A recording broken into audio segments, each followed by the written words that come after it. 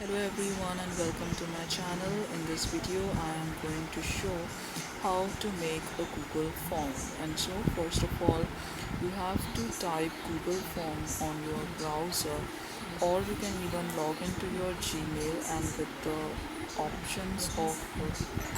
options which are available from there you can select Google form. So here I have typed Google Forms, and as you can see the second link is what I'm going to click.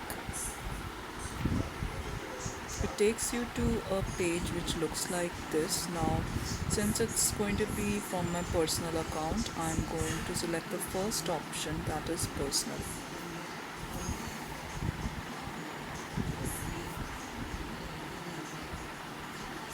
Once you click on this, it will be taking you to a screen in which you will be having the different forms which you have created. So since now I have not created any form till date, that's why you can see that there is no form available. So we are going to create our first form. And how do you do that? You do that by going to the option blank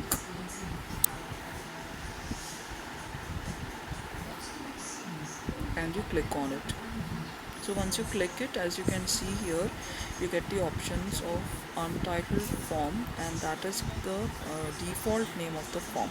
So that's the title. You can have the form name over here, and also you can have the questions and the form description, whatever you want to place up over here.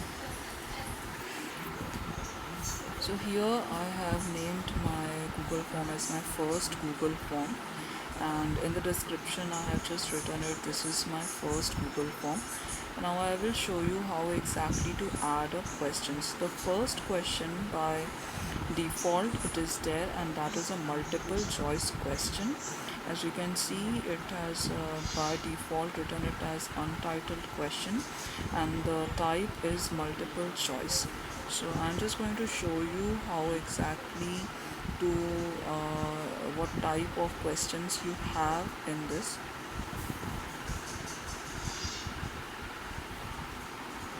So here I have opened it up, and you can see there are so many types of questions which are available, like short answer, paragraph, multiple choice, checkbox, drop down, file upload, linear scale, multiple choice grid, tick box grid, date and time.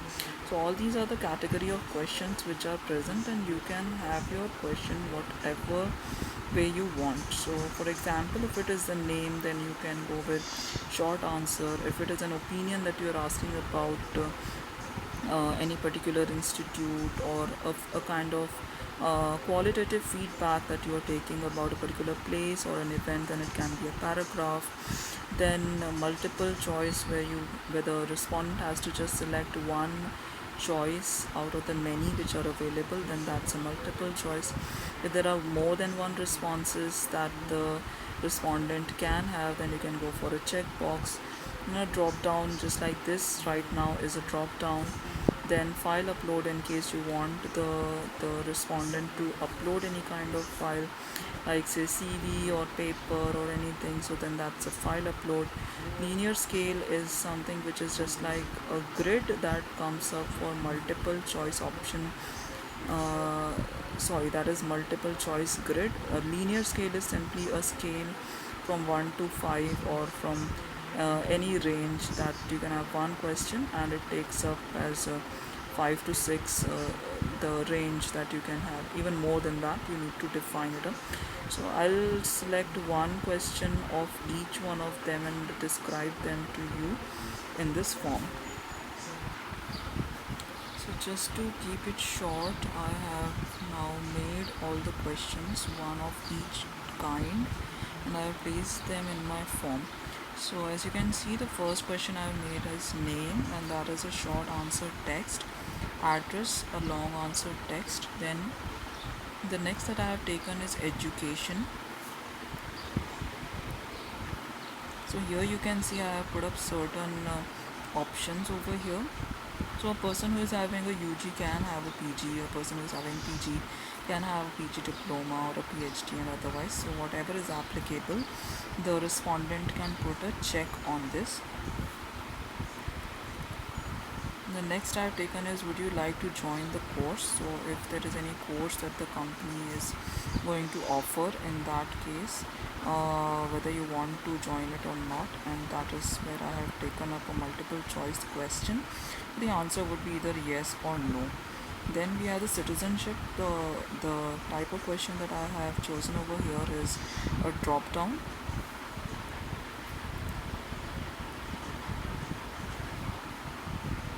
Then a kind of uploading of the file question, upload your CV, the date of submission whenever you're submitting your form, and then when do you want the interview to take place. That is what I have taken. Now if you're going for a preferred course, in that case, what type of facilities do you require? That is where I have taken up a multiple choice.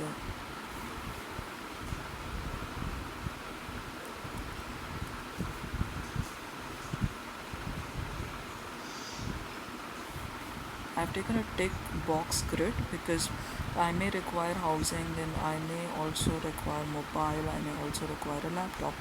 So you see, the responses can be either of them for any of the options, and so I have taken a tick box grid over here.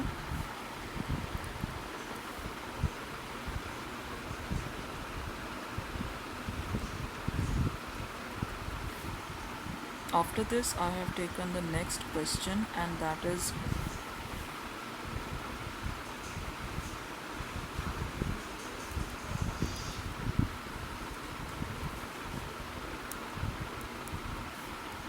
that's a multiple choice grid. So for every facility, what type of quality are you expecting? So that can only be one, and so it is very good, good, average, below average, and likewise. And the last question that I have taken is, rate your experience with the last company that you have worked with. So here, in case if you are changing your company, in that case, this is just an example. This is how the rating, the linear scale question would appear.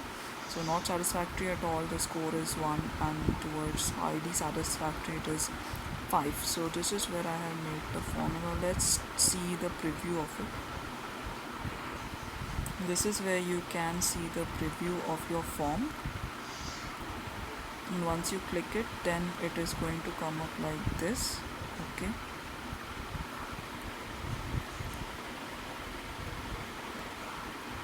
so you can see the type of questions that I have framed and put up in the form.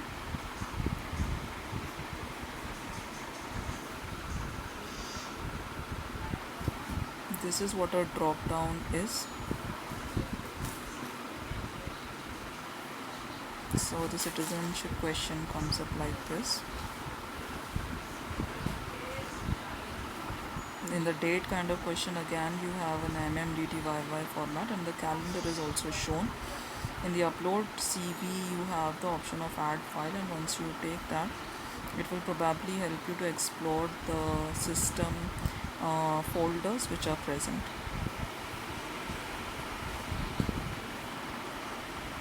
So like you have to upload it up, so select the file from your device and you can take it up from there, or even from your drive, or anything that has been previously selected and uploaded would be available over here.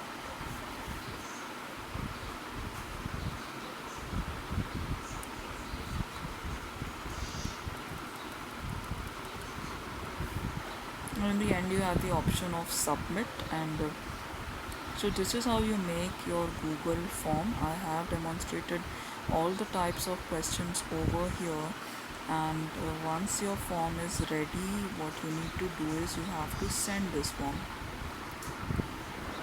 So for sending, let's get back to the very first window over here where your form is present, and so I have switched over from the preview to the form, and now you can see at the top there is an option of send.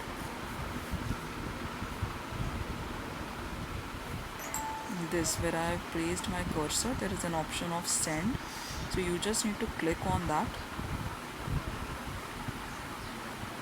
and here you can either enter the email address to which you have to send the form,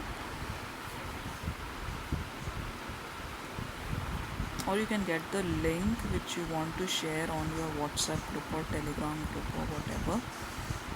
Okay, you can even shorten the link,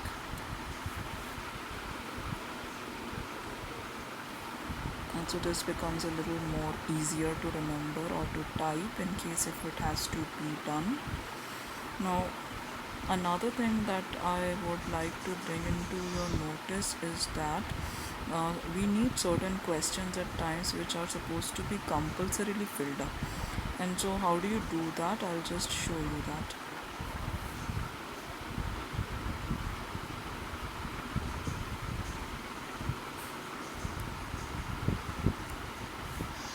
For example, I want the name question to be compulsorily filled. Okay, that whoever is filling, at least the name of the person, the name of the respondent should be reflected. So how do I do that? I just select this question, and here at the bottom of this question, if you see, there is an option of required. I turn this thing on.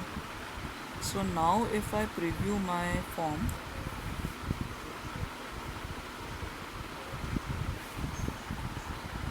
there will be a star which comes next to it, and this means this is the compulsory question. Without this, the form will not be submitted.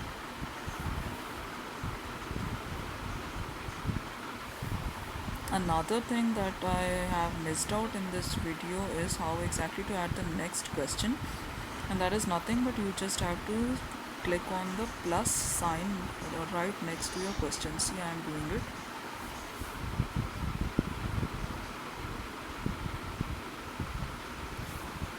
You can read also, this is add question. Just click on that and a new question appears, and then you have to select your category and type in the question. In case if you have made a question which you do not require, in that case you can even make that as deleted. See, like now I'll delete this question.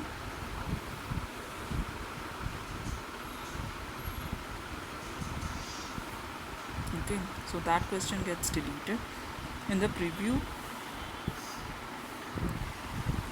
using the preview, I will just be making an entry to show you how exactly you will be finding the responses. So I have recorded a response over here. Now let's see how exactly you will be finding it in the Google form.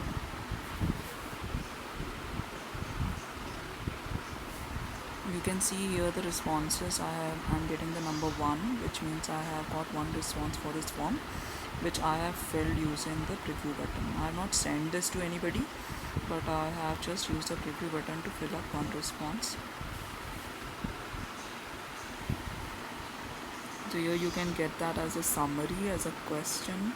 So question means into which question what responses are you getting, and individually how many have responded. So you can see it form by form in individual, and in summary it will be all in summary. Okay, right now this is just one response, so summary and individual question will be looking quite similar.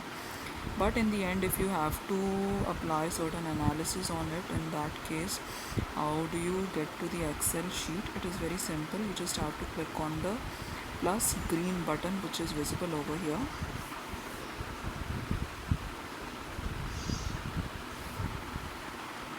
Just click on it, and this will be asking you to select a response destination, and so you can have a name being given to your spreadsheet, and you just have to click on create.